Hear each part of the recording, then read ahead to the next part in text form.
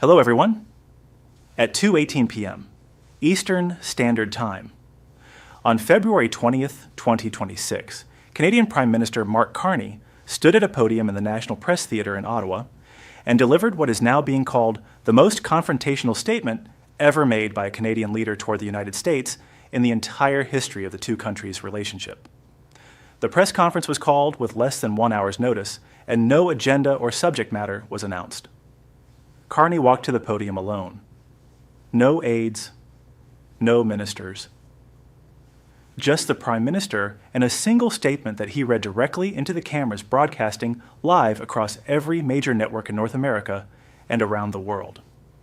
The statement lasted 4 minutes and 17 seconds, and in that brief window, Carney fundamentally redefined the relationship between Canada and the United States in ways that cannot be walked back, softened, or dismissed as diplomatic posturing. He said, and I'm going to quote him directly because every word matters, "For 75 years, Canada has operated on the assumption that the United States is the center of the international order. We built our economy around access to American markets. We built our security around the American alliance. We built our foreign policy around supporting American leadership. That assumption is no longer valid. The current administration in Washington has made clear through its actions that it does not value partnership, it does not honor agreements, and it does not respect the sovereignty of its neighbors. Canada will not wait for America to rediscover its principles. The American era as we have known it is over, and Canada is moving forward." The room erupted. Reporters shouted questions. Carney ignored them all, turned, and walked out. Within minutes, the clip was the #1 trending topic on every social media platform on Earth.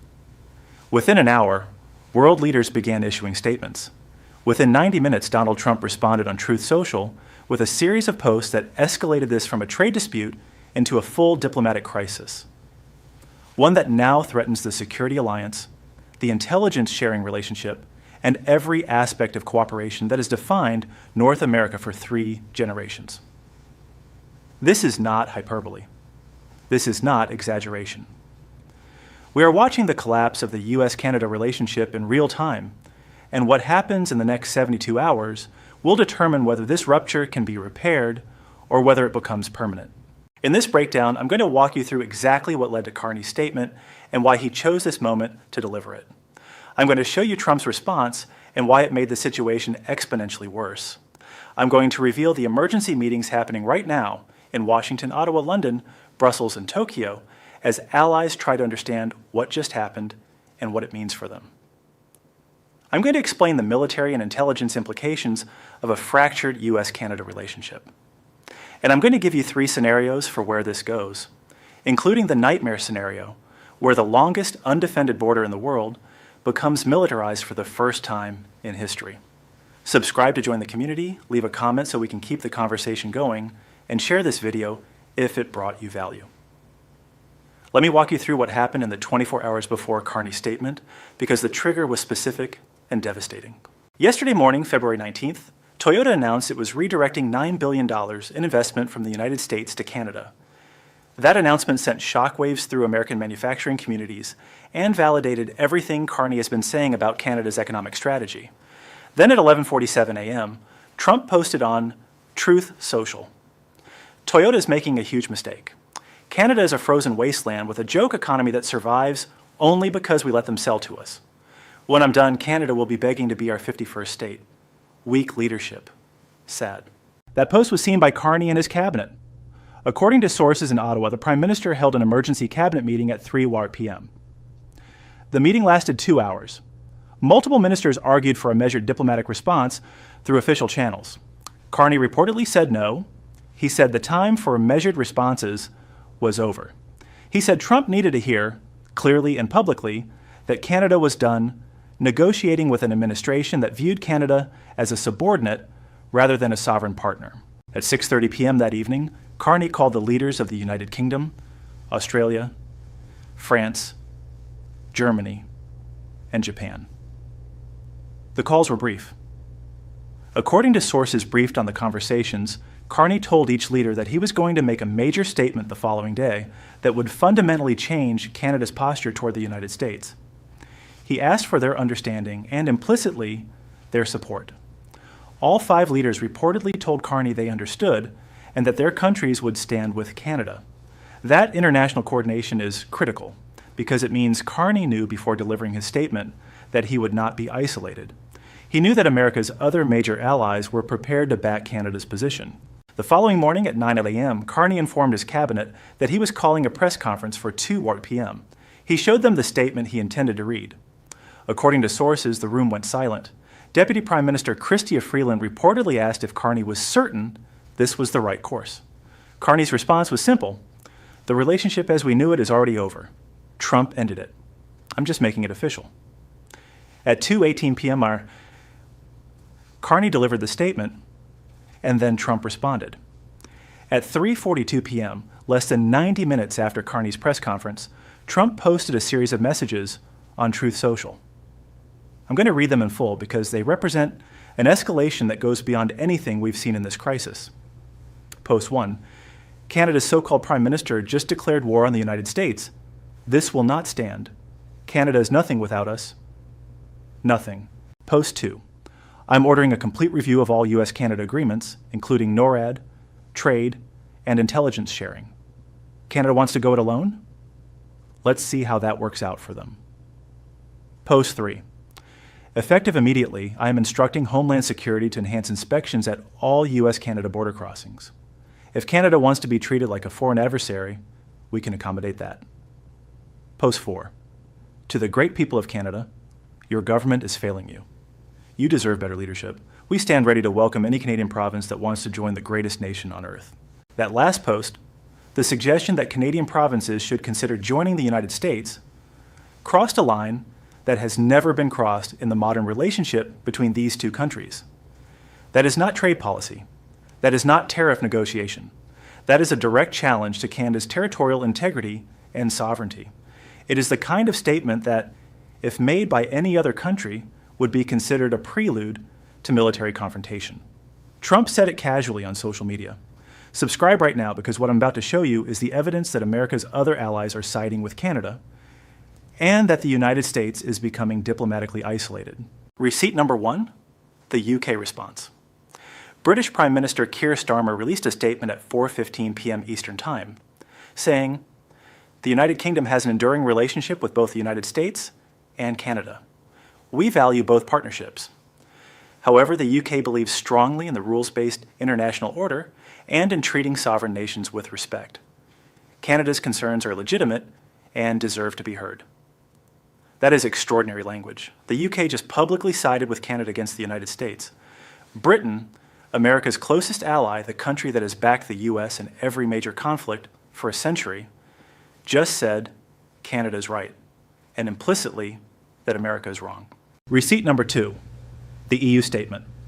The European Union's High Representative for Foreign Affairs released a statement saying, "The European Union stands with Canada in defense of multilateral trade rules and mutual respect between sovereign partners. Unilateral actions that undermine international agreements are unacceptable." Receipt number 3, the Australian position. Australian Prime Minister Anthony Albanese, fresh off hosting Carney in Parliament 2 days ago, released a statement saying, "Australia's partnership with Canada is stronger than ever. We share Canada's commitment to fair trade and sovereign equality." Receipt number 4, Japan's diplomatic signal. Japan's foreign ministry issued a statement expressing understanding of Canada's position and noting that Japan values relationships built on mutual respect. These are America's core allies, Britain, the EU, Australia, Japan, and in carefully diplomatic language, they are all saying that Canada is justified and that Trump is out of line. Here's why this is so much more dangerous than a trade dispute. The U.S.-Canada relationship isn't just about economics. It's about security, intelligence, and continental defense. NORAD, the North American Aerospace Defense Command, is a joint U.S.-Canada military organization that monitors airspace and provides early warning of aerial threats, including ballistic missiles. NORAD has operated continuously since 1958. It's headquartered in Colorado, but Canadian military personnel are fully integrated into its command structure. If Trump follows through on his threat to review the NORAD agreement, he's talking about dismantling the military architecture that protects all of North America from airspace threats. That doesn't just hurt Canada, it hurts the United States. Without Canadian radar installations in the Arctic and Canadian air bases, providing coverage of the northern approaches to the continent, the U.S. has massive blind spots that adversaries can exploit. The intelligence sharing relationship is even more critical. Canada and the U.S. are both members of the Five Eyes Alliance. Canadian intelligence agencies share information with U.S. counterparts on terrorist threats, cyber attacks, foreign espionage, and geopolitical developments. That sharing is so deep and so integrated that the agencies function almost as a single organization. If that relationship fractures, both countries become significantly less safe. The border itself is another massive issue. The U.S.-Canada border is 5,525 miles long, the longest international border in the world, and it is almost completely undefended. There are no walls, no military installations, and no checkpoints except at official crossings. The border works on trust.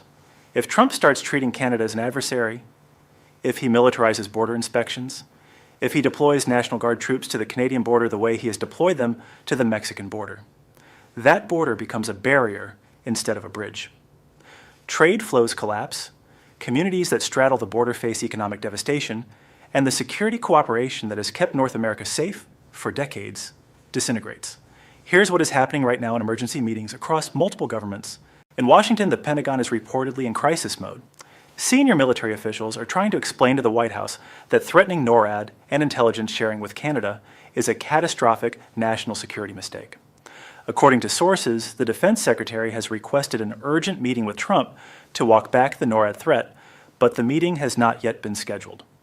The State Department is also in chaos, with career diplomats scrambling to open back channels with Ottawa to try to contain the damage.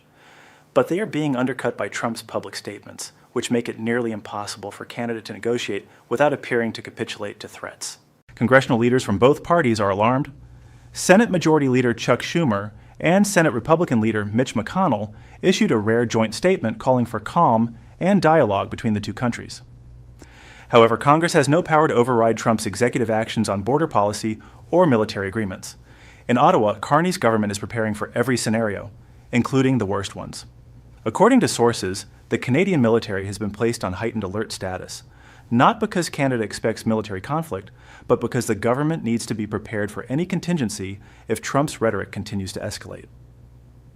Canada is also accelerating conversations with European and Asian partners about trade agreements, security cooperation, and diplomatic alignment. The message Canada is sending is clear. If the United States wants to treat Canada as an adversary, Canada will build new partnerships and alliances that don't include America. Let me give you 3 scenarios for where this goes. Scenario 1, the emergency de-escalation.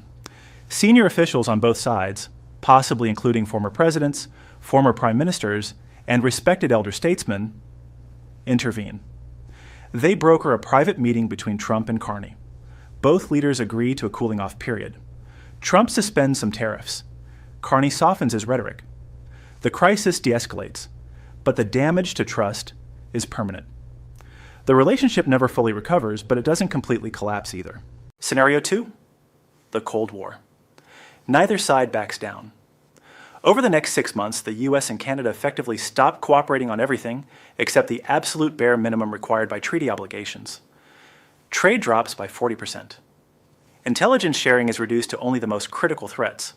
NORAD continues to function, but in minimal capacity. The border becomes heavily monitored and militarized. Both countries suffer economically and strategically, but neither side is willing to admit mistake and restart full cooperation. This becomes the new normal for a generation. Scenario 3, the rupture. Trump's threats escalate. He actually suspends elements of NORAD, cuts off intelligence sharing, and deploys troops to the Canadian border.